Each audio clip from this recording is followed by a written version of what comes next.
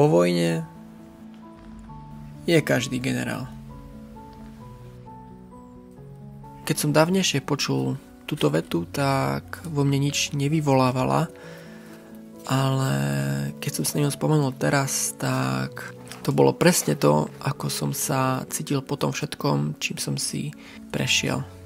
Ale ešte predtým, než začnem, chcel by som niečo dôležité povedať, keďže hlavne ľudia sledujú začiatky videí a si myslím, že toto je najdôležitejšie, aby bolo počuť.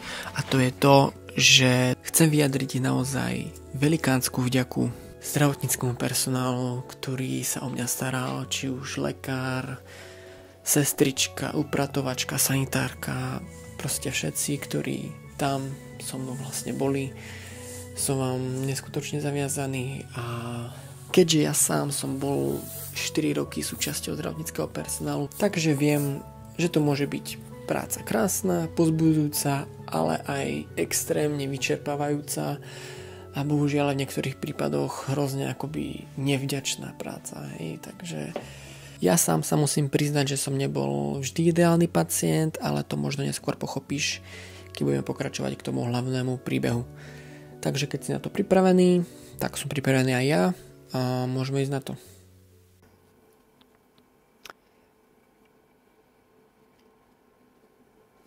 Ja neviem, čo vám povedať. Si možno začnem tým, že včera mi dali na výber, či chcem ísť skôr domov alebo neskôr. A ide o to, že tá rana pooperačná sa nechce hojiť a začala sa otvárať. No a tak som sa rozhodol pre rýchlejšiu cestu, bezpečnejšiu a hlavne asi už teraz sa zistilo, že sa vlastne dala do mňa taká keby húbka, ktorá vysáva nejaké infekcie a baktérie a tak všetko. Z tej rany ide takýto stroj, ktorý, ak môžeš vidieť, tak do neho ide taká keby, ja neviem, krv. Neviem, jak to nazvať. Si tu navidíš, že to ide sem. To všetko usadzuje. Oni to vlastne robili tak, že ma museli zobrať na sál, uspať a proste všetko to zrobiť. Nie je to nejaký dlhý výkon, je to nejakých tých 20-30 minút maximálne. Tento proces by sa mal opakovať každé 2 až 3 dní, kým si nebudú 100% istí, že ten zápal úplne zmizol a tým pádom ma môžu zašiť. A ten proces hojenia by mal byť o dosť rýchlejší. Mal by som ísť domov stať do Vianoc. No ale vtip je v tom, že to môže trvať týždeň, 2, 3. Včera večerom som to dozvedel a ešte stále som to nejak nespracoval. A toto beriem ako jedno z najhorších období. Už ma čaká docela náročný týždeň, takže asi veľa toho nenatočím a verím, že to bude dobré. Verím. Skúšam veriť tomu, že to bude proste všetko dobré. Výmena je za mnou.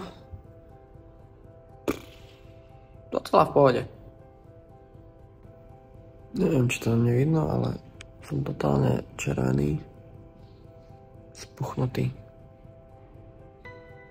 Ty vole, keď sa to prežijem, tak budem rád.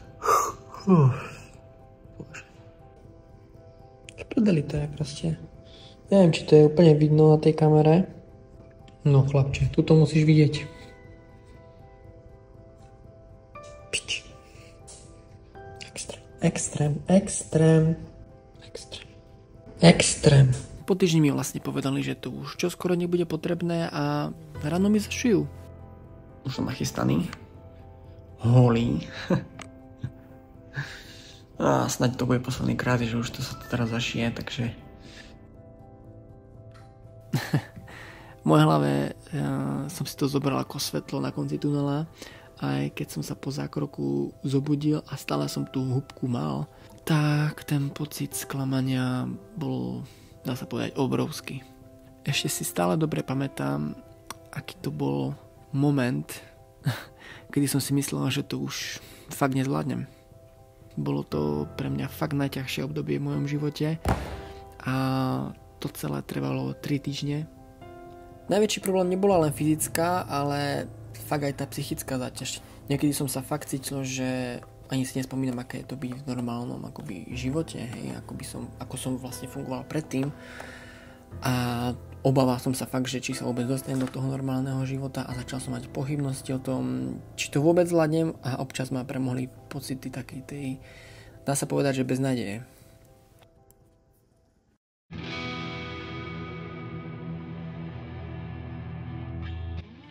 Nechápem, ktorá chorá hlava to vymyslela,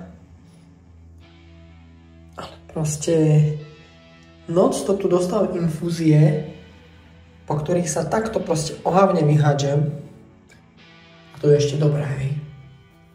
A to je ešte krém rozotrem. A to proste extrémne svrbí. Svrbí ma gebuľa, svrbí ma celé telo. Každý boží deň udávam na tej vizite rannej, alebo aj cez víkendy, čo sú vizity, aj večernej vizite, že ma to proste svrbí. To proste svrbí po každej infúzii 2-3 hodiny a si pociťujem totálne svrbenie celého tela. Tu na lyžičku mám a tu na takto som dosiahol na proste dané miesta, ktoré nedosiahnem normálne rukou. Musím používať tú postranú lyžičku, ktorá sa mi zachytáva teraz ešte o túto sieťku. Frasa. Extrém, to je extrém. Chcem ísť domov, už je dneska piatok, chvíľku už bude sobota za pár hodín. 11 hodín v noci inak. A nejdem proste spať. Nejde. Nechápem proste, keď vidia, že človek keby som mal asi bolesť nejaké extrémne alebo niečo, až vtedy to možno zrušia. Ale svrbenie asi neberú na nejakú veľkú váhu. Ale to je tak vynervujúce, proste toho človeka tak vytáča. Mne príde proste, že úplne im to je akoby jedno. Nechápem, možno zniem absurdne, ale ja si prídem, že proste som úplne ignorovaný niekedy. Keby som mal asi bolesť nejaké extrémne alebo niečo, až vtedy to možno zrušia. Ale svrbenie asi neberú na nejakú veľkú váhu. Ale to je tak vynervujúce, proste toho človeka tak vytáča. Mne príde proste, že úplne im to je akoby jedno, čo tu so mnou robia. Povedia, chudák chlapec. No a čo? Kámo, mi to nepomôže absolútne, keď povieš, že chudák chlapec. Už mám plné zuby toho tu na. A na čo by som išiel domov? Hneď už teraz. Teraz by som zbral všetky svoje saky, paky a išiel by som domov. K tomuto môjmu, ako to nazvať, nervovému výlevu predchádzalo to, že som spal denne 4 hodiny.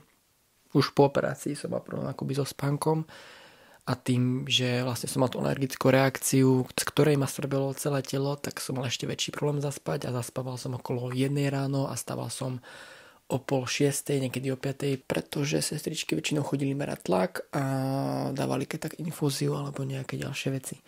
No a takisto tomu aj predchádzalo to, že už som sa tam proste cítil hrozne dlho a takisto som mal tú húbku v tom hrudníku, takže samozrejme nechcem nejako tým ospravedlňovať to, ako sa tu vyjadrujem, ale je to čisto pre doplnenie toho nejakého kontextu, aby si tomu pochopil trošku možno viac a vedel sa možno viac ešte vcítiť do mojej situácie. Keďže chcem robiť svoje videá reálne, z reálneho života, na nič sa tu nehrám, tak si myslím, že toto sem patrí a tak to proste je to reálne, je to život. By som sa radšej aj zmenil na Johna Wicka, alebo to lyžičkou by som robil tu čary. Ty vole. Musím vydržať už.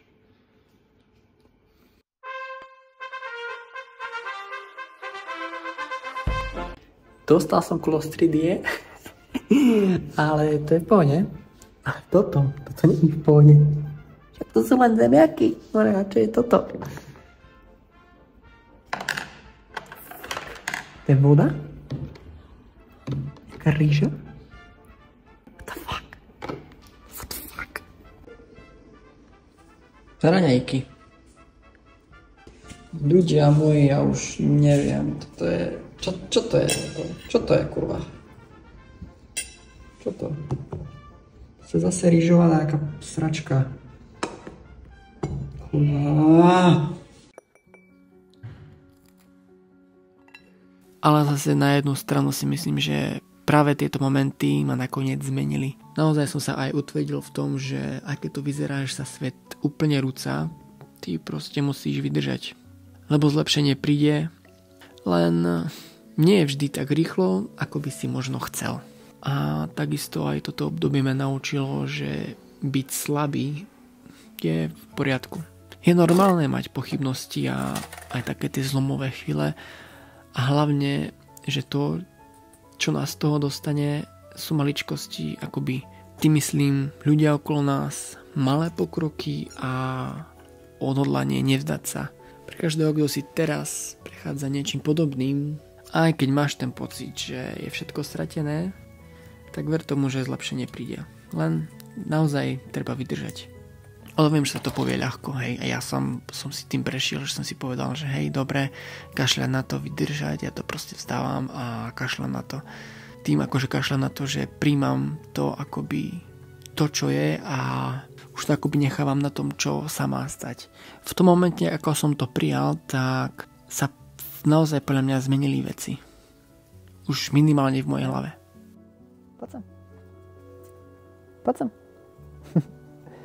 Ak si došiel až sem, tak toto už je samotný záver a ja ti veľmi pekne ďakujem za to, že si pozrel toto video a pamätaj, že život je vzácny a nič asi nie je dôležitejšie než život. Takže pokiaľ nejde o život, ide o nič a na zdravie.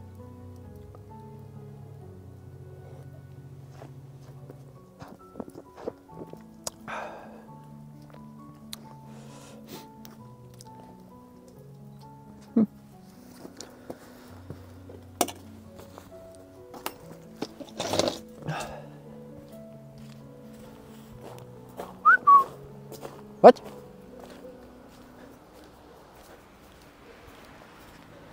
Ideme ďalej.